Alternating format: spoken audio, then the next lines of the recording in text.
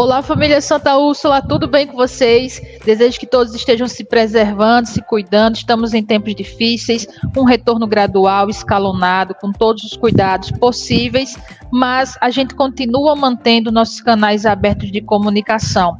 Embora o contato mais próximo ainda seja impossibilitado, mas a gente continua fazendo uso de mídias diversas para que as conexões humanas possam, dentro do possível, conseguir ser estabelecida entre comunidade e escola. Eu sou Ana Paula Yajima, diretora pedagógica do Santa Úrsula, e hoje, em mais uma quarta compartilhada, a gente traz uma temática de relevância, com bastante significado, seja para alunos, professores, pais e educadores de uma forma geral, interessados por educação de uma forma geral. E hoje a gente vai tratar desse eixo entre a digitalização da educação e a educação digital, porque existem algumas diferenças e muitos mitos também vão surgindo, já surgiu em torno da educação digital. A pandemia acelerou exponencialmente a digitalização da educação. Processos, formação de professores, o currículo, a transformação digital das escolas foram exponencialmente acelerados. Não se tratavam de assuntos que já não eram tratados em educação brasileira e nas escolas de uma forma geral. Víamos no bojo da BNCC, na sua competência geral 5 de cultura digital, já nos colocavam aqui na prerrogativa de discutir isso em nível curricular.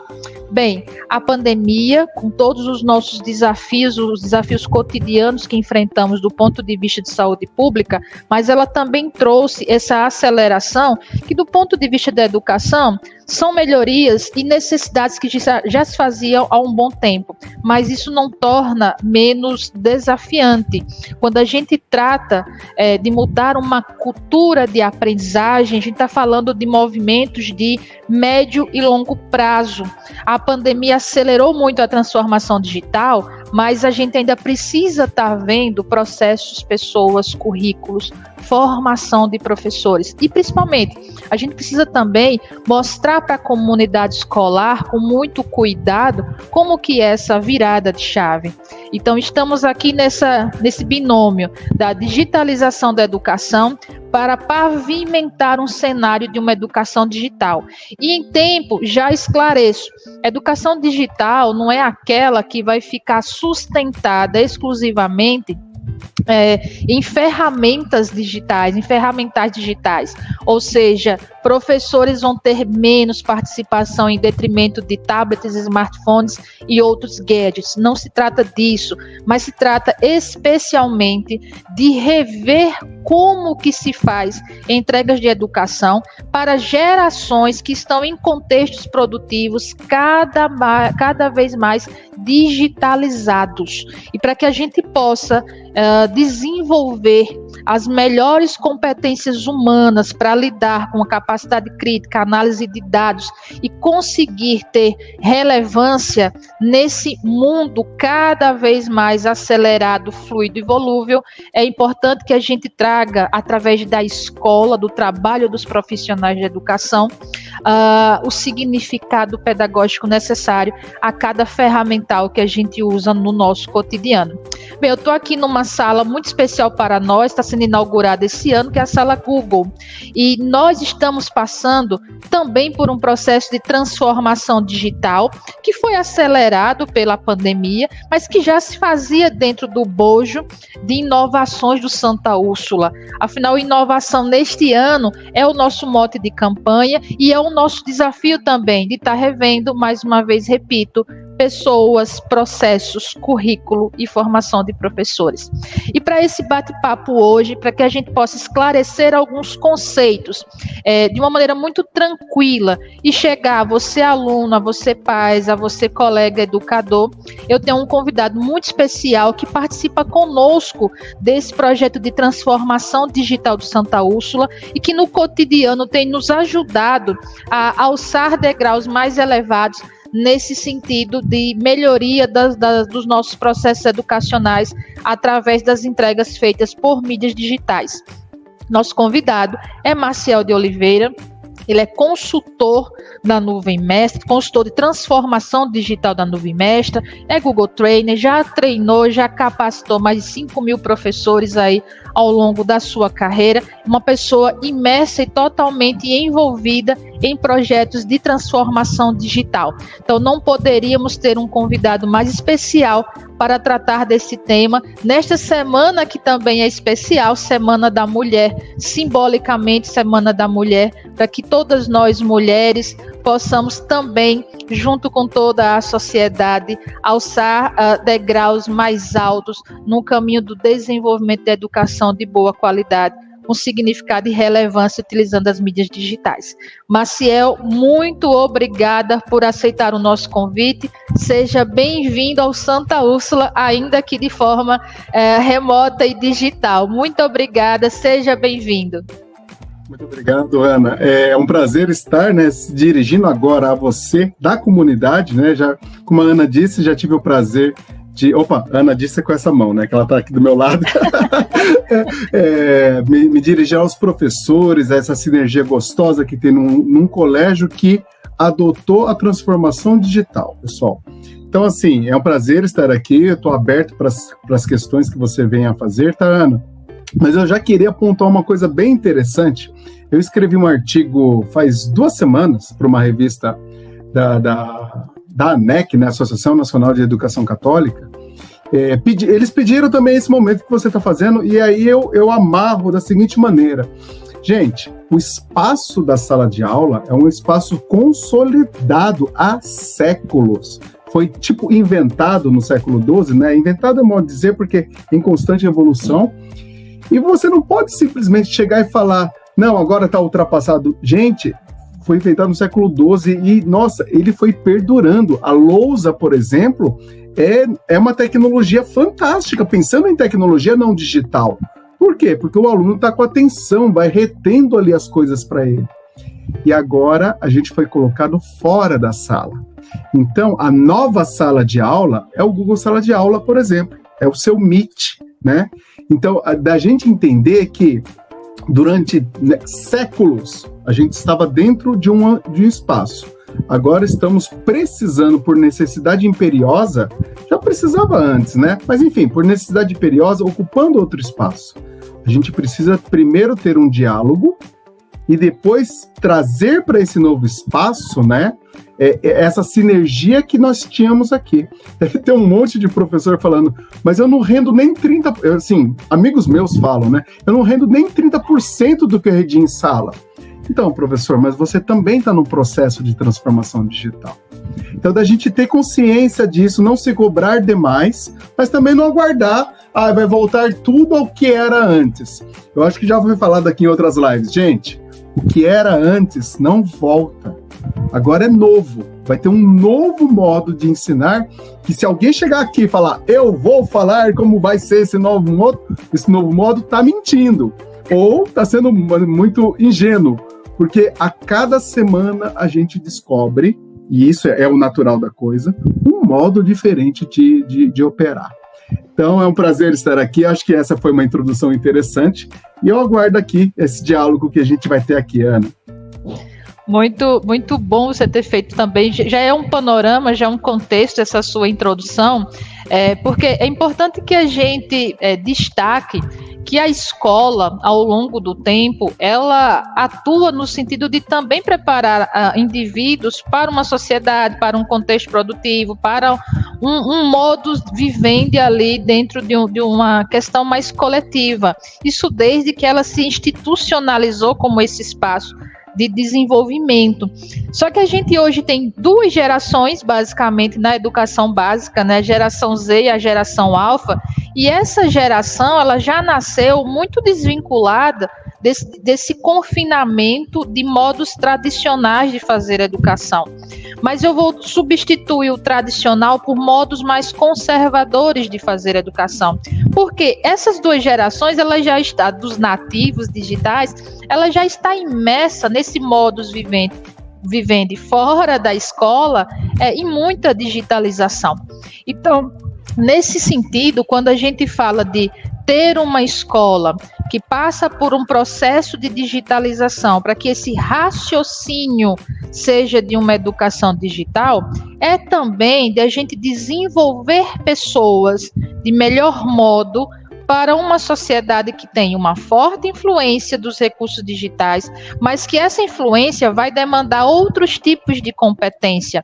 A análise cada vez maior, o senso crítico, na verdade, né, o pensamento sistêmico, o senso crítico, a análise de dados, isso vale para as instituições, mas também vale para a sua vida. Então, se a gente está falando muito de dados sensíveis, outros dados de saúde, então saber fazer leitura daquilo que o seu smartwatch vai te dizer do ponto de vista de saúde, já é uma aprendizagem que se faz para essa geração. Enfim, são vários outros tipos de desafios, e a gente está falando, não é de uma propedêutica, né? Não é de uma fundamentação meramente teórica para justificar o uso desses recursos. A gente está falando de um caminhar para e passo com a evolução da humanidade. Então, a escola ressignifica esse papel, absorve essas influências, porque a gente está falando de uma mudança de era. Essa que é a grande questão. E nesse sentido, Marcial, falando em perspectiva, a gente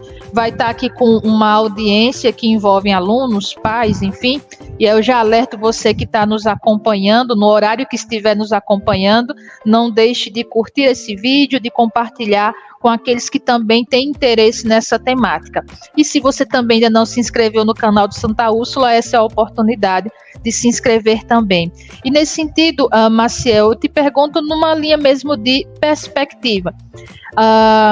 Muito se fala, né, e muitos mitos se vão construindo do que é eficaz, do que é eficiente ou do que é assertivo no uso de tecnologias digitais.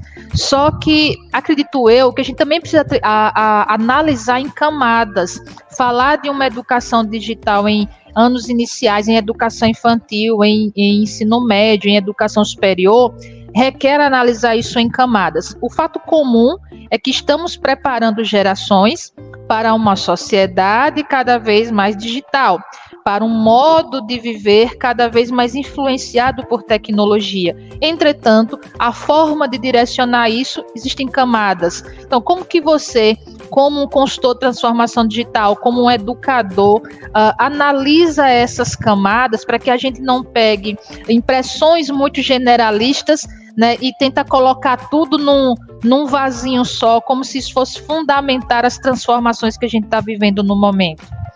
Perfeito. Assim, foi legal você ter colocado em camadas, porque aí dá para a gente ir no evolutivo, e eu vou começar então lá na educação infantil.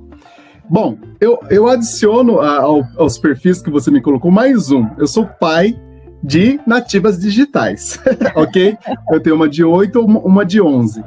E um primeiro mito é assim: a criança não vai, né, se desenvolver, a criança não vai aprender a usar um lápis se a gente ficar só no computador. Gente, então, uma coisa não exclui a outra. De fato, né, isso aqui não pode parar e não vai, em nenhum momento, qualquer educador que trabalha ali, ainda mais ali na educação infantil, sabe do desenvolvimento locomotor, né, de aprender a segurar inclusive, as coisas. Até na perspectiva de sinapses neurais, de capacidade interpretativa, então, e aí entra também um outro assunto, que é essa questão da letra cursiva e letra bastão, mas enfim, o manuseio do lápis é fundamental para o desenvolvimento em aspecto mais neural realmente, né, isso tem impactos ao longo da vida inteira, inclusive até a vida senil dessa pessoa. E todo educador sabe disso e vai trabalhar isso. Tanto é que o que mais está pegando nesse isolamento referente à educação infantil é justamente isso. O professor fazer a criança não ficar todo o tempo na tela, ficar desenvolvendo, e o que é mais aflitivo para o educador, acompanhando isso, né? Esse acompanhamento que está sendo mais difícil. Porque a criança vai escrever ali, como é que o educador está vendo como ela escreve?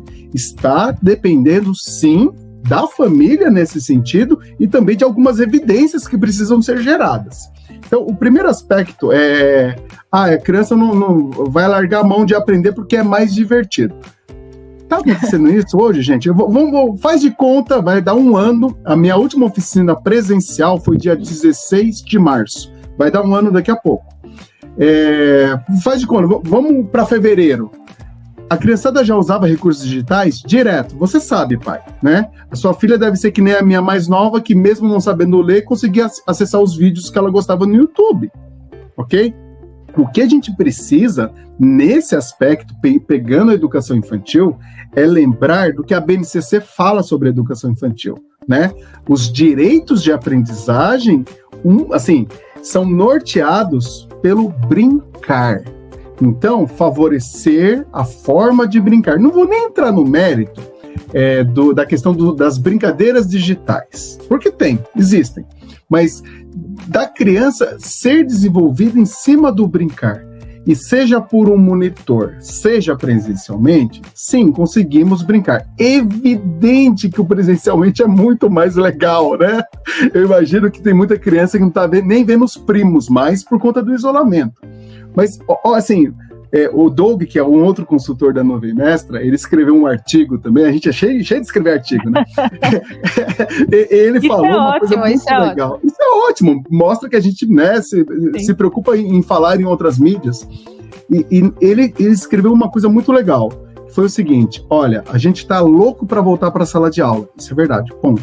Só que essa vontade de voltar para a sala de aula, né, que você entra numa aula digital, mas que saudade da aula presencial, não está deixando a gente enxergar as coisas lindas que você tem na aula digital, não é?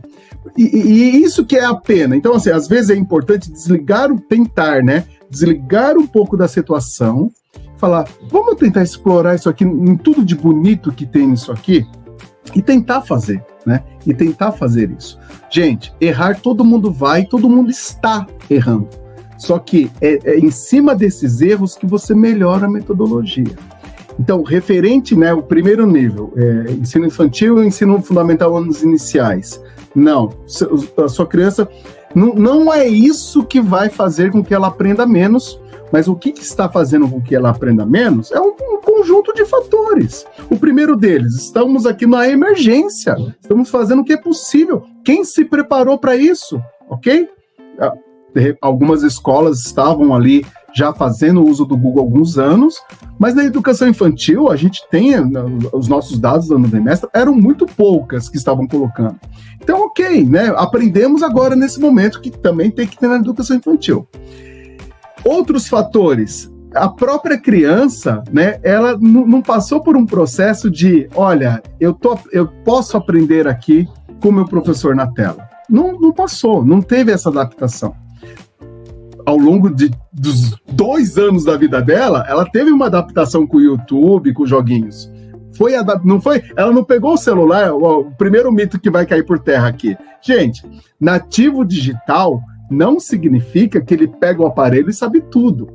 Assim, eu tenho certeza que muitas pessoas aqui da minha idade que estão assistindo era o piloto do controle remoto da TV que tinha na sala, não era? Seu pai chegava assim, se você me permite, só um adendo, assim, porque claro. É muito, muito, muito legal você colocar isso, porque, veja, todo mundo aqui, e isso é uma falácia que está sendo derrubada. O nativo digital, ele usa esses gadgets todos para entretenimento.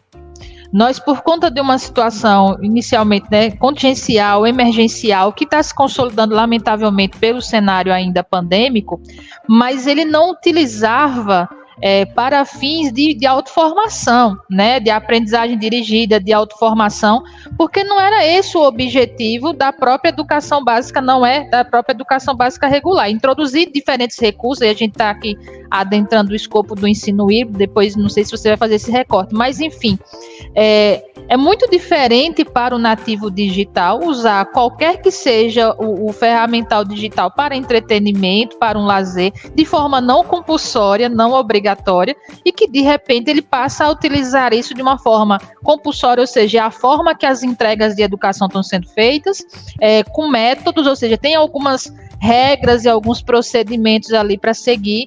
Então, é importante que todos que estão mediando essa situação, os educadores e as famílias do outro lado, tenham a compreensão e também a paciência, né, de que é necessário, sim, você citou aqui, é um aprendizado com muito erro, e aí eu acho que é outro mito que se cai, porque eu acho que a gente está entendendo como é importante acolher os próprios erros. Porque é nesse acolhimento de erros que a gente vai melhorando os modos de fazer.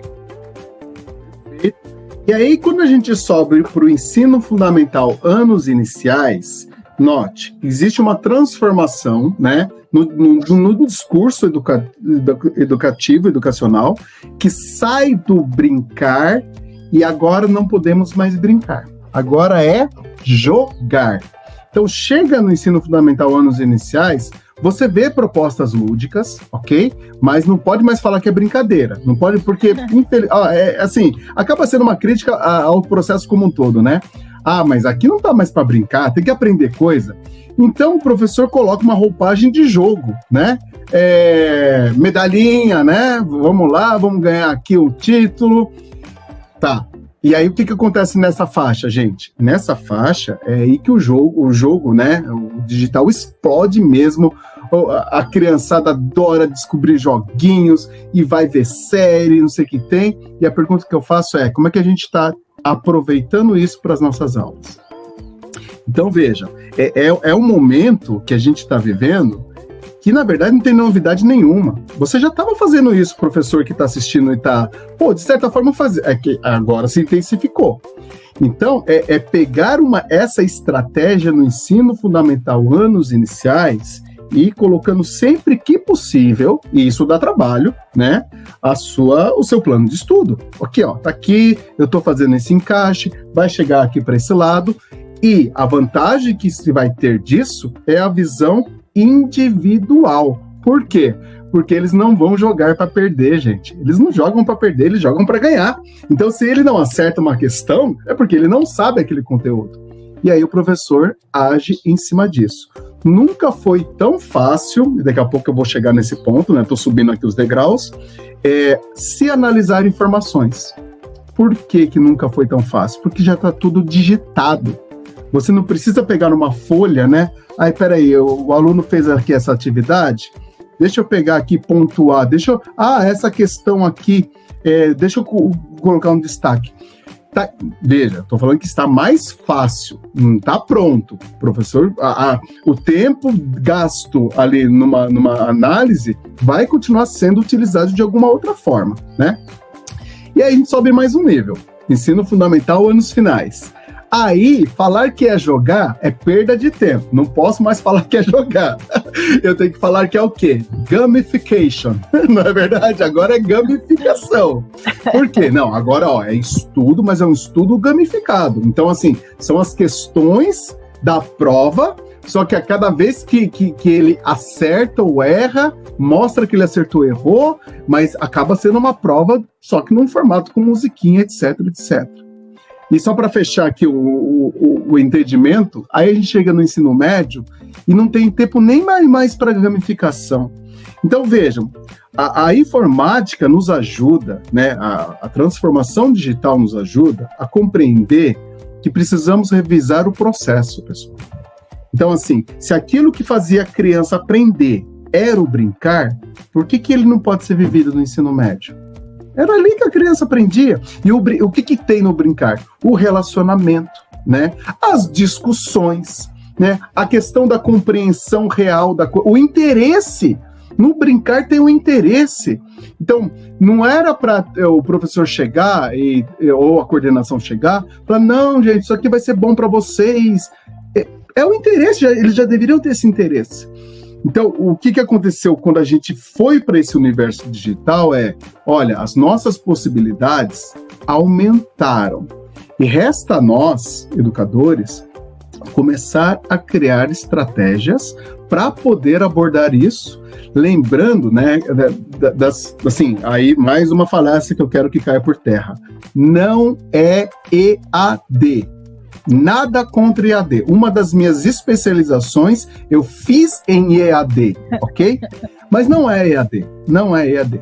O ensino que vocês estão fazendo é o ensino remoto intencional, não é mais nem emergencial. O emergencial foi ano passado. Agora é intencional. intencional. Então, de maneira intencional, sim, eu estou fazendo esse joguinho com o segundo ano do ensino médio. E pai vai olhar torto. Mas veja, pai, ele está aprendendo, ele não está perdendo. Eu até questiono assim, um pouco esse negócio de perder tempo, mas, enfim, ele não está perdendo tempo. O professor está com preguiça, soltou uma Khan Academy aqui pra gente. Não, ele não está com... É o contrário. Ele está pegando um conteúdo validado, com uma curadoria e confrontando com aquilo que ele fez, porque de certa forma, eu acho que todo mundo sabe aqui, né? O professor começa a perguntar aquelas coisas que ele percebe que os alunos estão entendendo mais. Então vem uma Khan Academy, coloca ali, tipo uma auditoria externa, entendeu? Opa, essa questão aqui não foi legal. Opa, deixa eu ir, então, trabalhar essa questão aqui. Porque de maneira inconsciente, eu estava indo pela minha zona de conforto, entendeu? Então, olha que interessante a diferenciação. Quando você começa a fazer o ensino remoto, as coisas que já estão prontas acabam te ajudando a ampliar a perspectiva, tanto do aluno quanto do professor, dos dois. Porque o aluno, mais uma vez na Khan Academy, ele vê lá, ele fala, pô, mas peraí, tem uma outra coisa aqui. Ele vai nessa outra coisa para estudar. Então, veja, tem muitas possibilidades que vão sendo acrescidas só pelo fato de você estar no digital. Então, é uma crítica válida para o momento de aula, evidente que é, né? E é uma coisa que a gente fala o seguinte, quando voltar para o momento de aula presencial, todo esse recurso, toda a estrutura vai estar ao nosso redor. Eu não vou parar de usar uma apresentação na aula, porque, de certa forma, eu publiquei essa apresentação no Google Sala de Aula e eu sei que os alunos vão ali no Google Sala de Aula para poder se guiar ali. Mas eu vou voltar a montar a minha lousa. Montei minha lousa, peguei o celular, tirei a foto da lousa e publico no Google Sala de Aula também. Então, vejam, é isso que... uma das coisas dessa formação aqui que a gente está fazendo foi isso. Qual é a perspectiva do futuro? Gente, é a melhor possível. Porque vai ser o melhor dos dois mundos. E em sendo o melhor dos dois mundos, só mais um detalhezinho que eu queria mostrar, vocês, todo mundo, né, está gerando informações. Vamos olhar para a sociedade. Você comprou aí em alguma... empresa de fazer entrega, ele está descobrindo seus gostos, né? Eu aqui é comida mexicana, entendeu? É sushi, ele sabe que eu gosto disso, entendeu? Pizza, então ele sabe que eu gosto disso. Olha para a sala de aula, está acontecendo a mesma coisa. Os alunos estão respondendo ali os questionários, as atividades, estão gerando informação. O que é o Google, né? Por que o Google cresceu? Porque a missão do Google é disponibilizar informações para o mundo. Então, essas informações que os alunos estão gerando está disponível para a instituição analisar. Então, a instituição começa a analisar os desempenhos dos alunos e falando, olha, eu estou percebendo gaps aqui. E aí entra a BNCC, com habilidades e competências. Aí a equipe pedagógica começa a trabalhar assim, olha, essas questões são para essas habilidades. Beleza, aplicou. Aí vamos analisar o semestre? Vamos. Ou o bimestre? Vamos analisar o bimestre? Vamos. Olha só o João. O João teve nota 8 em matemática. Mas das 10 habilidades trabalhadas, ele tirou 10 em 8 habilidades. E tirou 0 em 2 habilidades. O João ia ser aprovado, nota 8, só que um relatório montado com uma planilha Google, apenas colocando as habilidades por pergunta, mostrou que o João não dominou 2 habilidades que no bimestre seguinte faria falta. O que a equipe pedagógica fez? Percebeu isso? João, vem cá. Vamos revisar aqui esse item dessas 2 habilidades que você tirou 0? Gente, hoje, qual o cenário que eu estou montando? Hoje, a escola não iria perceber, né? Aplicou formulário, coisa e tal, basta apenas colocar na planilha, colocar as habilidades e, opa, deu uma lacuna aqui. O João está sem dominar 2 habilidades importantes. Marcial, essa sua fala, né? trouxe pontos assim, muito muito interessante. Assim, o primeiro, já que a gente está falando aqui para uma audiência, repito, de alunos, pais, educadores, enfim. O primeiro ponto é deixar muito claro para todos, né, que a educação digital vai muito além do uso de tablets, celulares, de converter a sua aula, suas escritas todas para o PowerPoint, ou nesse caso para as apresentações Google, enfim. A gente está falando de uma mudança sociocultural e que vai demandar a adoção de processos educacionais cada vez mais otimizados, customizados, personalizados, as características de turma, de aluno, de grupos de alunos, enfim. E nesse sentido, por se tratar de uma mudança sociocultural, por isso que também é muito importante neste cenário, eu acho que a pandemia também estreitou esse laço das famílias, porque quando a gente está falando de mudança nesse modo de fazer da escola, as famílias também precisam estar envolvidas e nós, escola, precisamos ajudar a esclarecer o que são essas demandas socioeducacionais e essas mudanças que estão reverberando no nosso modo de fazer, porque obviamente, acho que você também deve ter ouvido, há muito nos grupos de pais ainda essas inquietações, né, de achar mais depreciativa a qualidade do trabalho que é feita com alguma mediação tecnológica, enfim. Neste momento as entregas estão sendo feitas essencialmente por canais digitais, mas a escola, na sua essência, ela não vai deixar de existir, e quando tudo isso estiver se amenizando e sendo resolvido nessa questão de saúde pública, a gente vai retomar, como você falou, já com bastante aprendizado para unir o melhor dos dois mundos. Então, isso vai demandar muito de rever modelos e processos educacionais. A outra coisa que você começou a falar aqui são as grandes possibilidades de compartilhamento. Só que em se tratando do Santa Úrsula, da Nuvem Mestra, da Khan Academy, pessoal que não conhece Khan Academy, o Maciel vai depois destacar, mas a gente deixa na descrição do vídeo link para a Khan Academy para que vocês possam explorar as imensas possibilidades de aprendizagem para o Khan Academy. Mas é muito importante que com essas tecnologias todas, os ciclos de aprendizados estão sendo reinventados.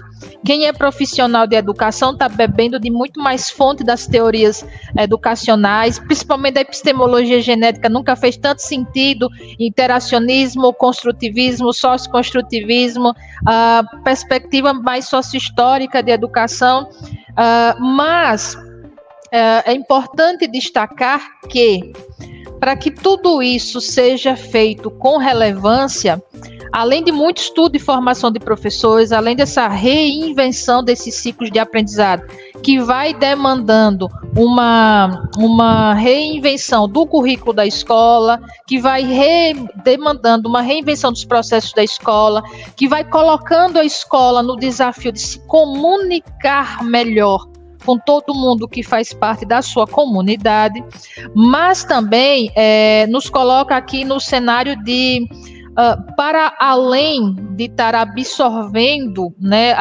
o mundo digital, é esse olhar para dentro das suas próprias características. E você foi falando dos dados, né? Estamos nessa área de dados e também é algo que a escola traz por muitas camadas, né? Muitas famílias, por exemplo, nos elogiam de como fulano melhorou no aprendizado, como vocês são bons em resolver logo os problemas. Então, essa educomunicação também tem muitas camadas, mas em se tratando de como a gente consegue analisar esse desempenho de aluno e fazer com que isso possa reverberar na melhoria do que é planejado para o desenvolvimento dele, é algo que as escolas já se planejavam para isso, aprenderam muito nesse período, e essa vai ser a tônica de boas escolas, né? Então, é o caminho e o escopo da personalização. E aí eu queria, nesse sentido, Maciel, você como um consultor de transformação digital, mas também como uma pessoa muito mergulhada na Khan Academy. Fica aqui a oportunidade para você explicar um pouquinho, de esclarecer especialmente agora com esse foco em famílias, como que é muito importante, independente de estarmos nesse cenário imerso no digital para fazer entregas e no retorno à situação regular das escolas, como que é importante, né, esse escopo digital, né, e como isso efetivamente vai possibilitar às escolas a potencializar o melhor do humano. A gente está falando de tecnologia, mas como elas vão potencializar o melhor do humano, o melhor das competências de crianças e jovens, que poderão ser, sim, não apenas melhores profissionais, mas melhores pessoas, porque você também usou uma outra coisa muito importante. Dentro dos estabelecimentos de educação, todo esse volume monstruoso de informação passa por uma curadoria. Então, isso vai levando, obviamente, a um aperfeiçoamento desse desenvolvimento, porque não é o aleatório, não é o leviano, é aquilo que tem uma intencionalidade para o desenvolvimento de um ser humano. Também em perspectiva, gostaria que você comentasse isso.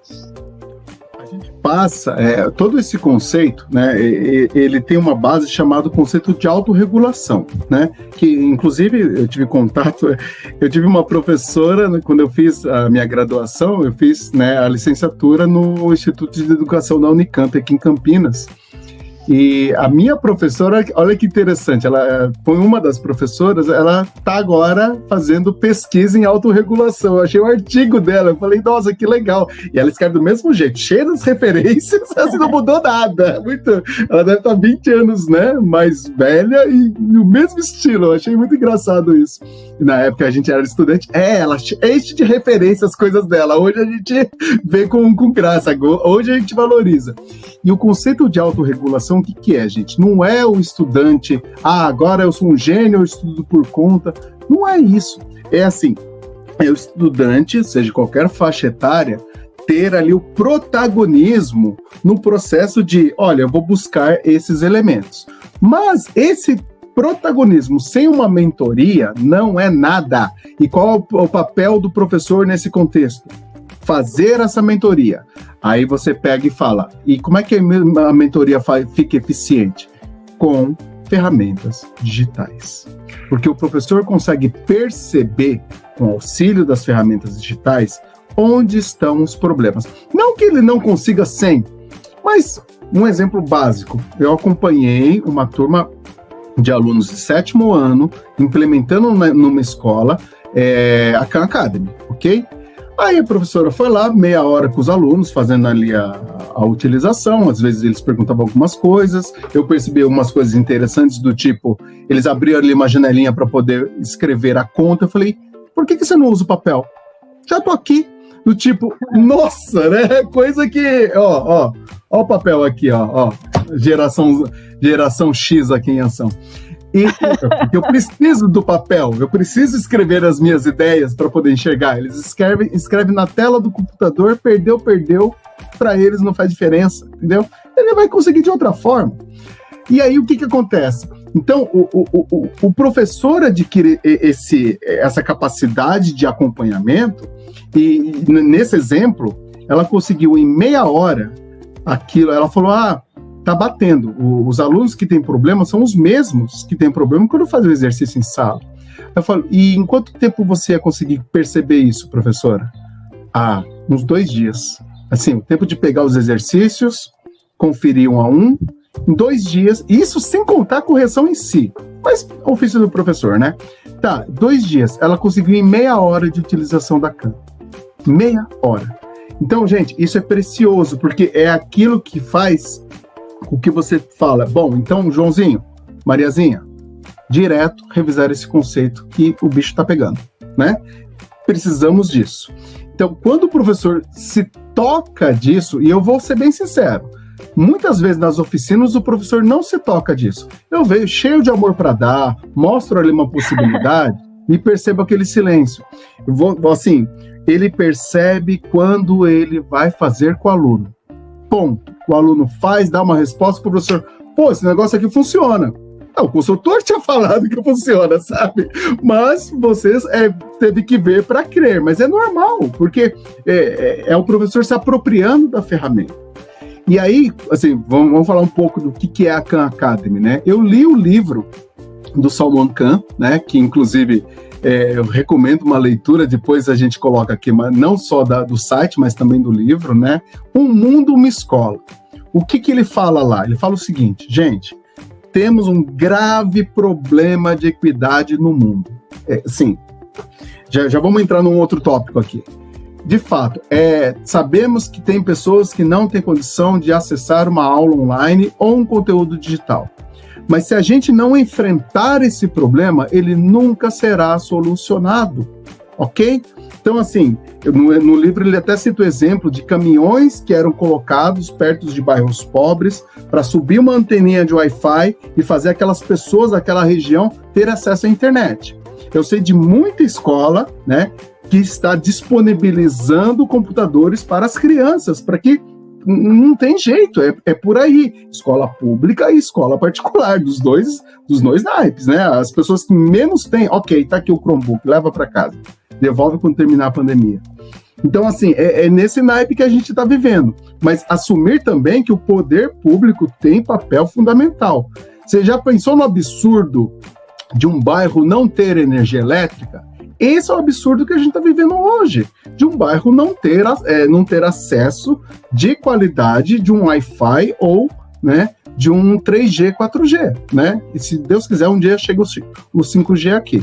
Então, assim, a partir do momento, e ele é bem claro, não é porque nem todo mundo tem que eu não vou deixar de sonhar para que todo mundo tenha, porque é justamente o contrário. Eu tenho que sonhar para que todo mundo tenha. Então, a autorregulação passa por isso.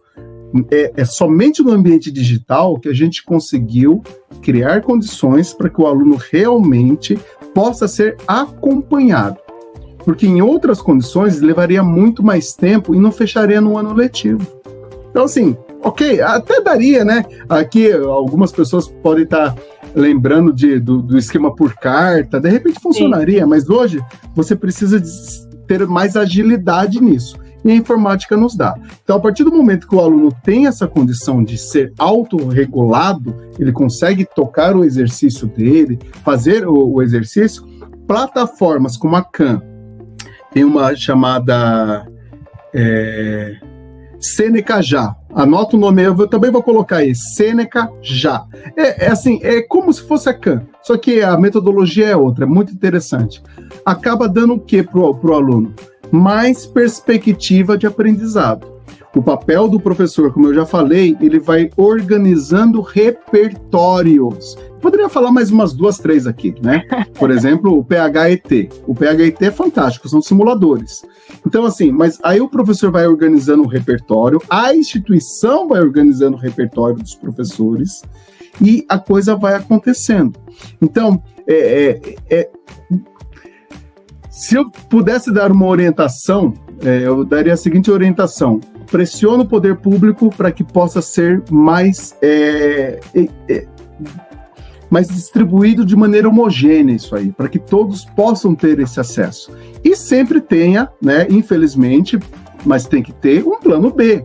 Então, assim, aquele aluno que não consegue pelo meio digital, e não estou falando de motivos financeiros, não, estou falando da mesma forma que em sala de aula, a gente sabe que tem aqueles alunos que não conseguem reter a atenção, não estou falando nada que é novidade aqui para ninguém, entendeu? E tem um tratamento especial esse aluno. Então, o aluno que também não consegue pelo meio digital vai ter um tratamento diferenciado, como muitas escolas hoje já fazem em sala de aula mesmo, né? A criança não consegue reter aquele conhecimento por uma questão de atenção. E o legal é que, assim, precisava do professor em frente à sala para perceber esses alunos. Hoje, você vê os resultados e fala, isso aqui está com problema, né? Esses alunos aqui não estão conseguindo reter. O que será que está acontecendo? E vai aquilo que a escola já construiu, que foi aquele atendimento personalizado. E muito bom você ter trazido isso de forma assim, muito fluida, muito simples, para que a comunidade possa também compreender a transformação, por que passa o Santa Úrsula, né? A gente atendeu emergencial e contingencialmente uma primeira realidade em 2020. Como você também esclareceu, estamos com o ensino remoto intencional. Isso nos coloca muito na prerrogativa de rever processos, currículo, pessoas e a formação dos professores, mas também por se tratar de mudanças de ciclos de aprendizagem, porque cada vez que eu tenho uma virada de chave, intervenção de outros distratores ali para compor o desenvolvimento da aprendizagem, você precisa estar revendo todos os modos de fazer educação, e você foi transitando aqui de forma muito fluida com tudo isso. A gente já está se encaminhando para o final da nossa conversa. Porque, professores falando, né, gente? Se deixar, vai, né? Então, deixa eu colocar uma coisinha aqui, que é a seguinte, sim, né? Que, sim. Gente, as suas crianças, se estiverem no 7º ano, vão fazer uma coisa chamada Enem Digital. Se tudo der certo, o Enem será 100% digital para as crianças que hoje estão no 7º ano. Então, a partir do momento que se começa a trabalhar na escola, isso aí não vira um ET, pessoal. Não vira um ET. Então, a criança vai chegar no Enem Digital, e o Enem Digital, ok, no começo, esse ano teve, né, uma simulação. Foi basicamente, né? Foi a pergunta do papel na tela. Mas, com o tempo, por ser Enem Digital para todos, vai entrar numa tela, vai ter um vídeo ali, e vai pedir a interpretação do vídeo. Entendeu? Vai abrir ali um espaço, desenhe a resposta e vai ter uma inteligência artificial para julgar se foi correto ou errado, entendeu? E aqui no Santa Úrsula, esta semana é semana de provas. Então, há alguns meses atrás, quando a gente estruturou as avaliações de forma remota e digital, muito se conjecturava, se desconfiava, né? Dessa perspectiva. Então, uma geração que está conseguindo transitar, né, sair do analógico para o digital, aprender e consolidar essa aprendizagem digital sem perder de vista que eu ainda tenho uma escola de presença, né, essencialmente essa escola requer uma presença, ela não vai deixar de existir. Nós estamos atravessando um momento e nós acreditamos nessa escola de presença, mas nós deveremos buscar meios que potencializem o desenvolvimento de competências e o desenvolvimento humano. E daí parceiros como a Nuvem Mestra, consultores competentes como o Maciel e tantos outros colegas. Mas já se encaminhando aqui para o final, te passo a palavra para você fazer suas considerações finais, Maciel, e depois eu retomo aqui para fazer o fechamento, mas desde já, em nome de todo o time Santa Úrsula, muito obrigada por estar conosco e de trazer informação relevante que seja acessível a todos que integram a comunidade escolar do Colégio Santa Úrsula. Muito obrigado, eu fico, assim, lisonjeado, agradeço mesmo. Eu quero fechar, Ana, com uma coisa que você falou a respeito da escola, e foi uma reflexão que eu fiz desde o começo do ano, e 2 semanas atrás eu consegui sintetizar naquilo que eu vou ler agora, tá bom? Eu fiz, assim, a seguinte reflexão. Gente, nós somos escola, né? Assim, a escola é um prédio bonito, é um espaço aconchegante, é esse espaço que vocês estão vendo aí, né? Atrás da Ana, mas nós somos escola. Então, somos escola, nas horas de preparação, somos escola. Nas videoconferências, somos escola. Ao abrir câmeras e microfones, somos escola. Na troca de mensagens do chat, somos escola. Nas atividades assíncronas, somos escola. No lanche em frente ao computador, somos escola. Assistindo a gravação da aula, somos escola. E assim continuaremos a ser até depois de nos encontrar na escola.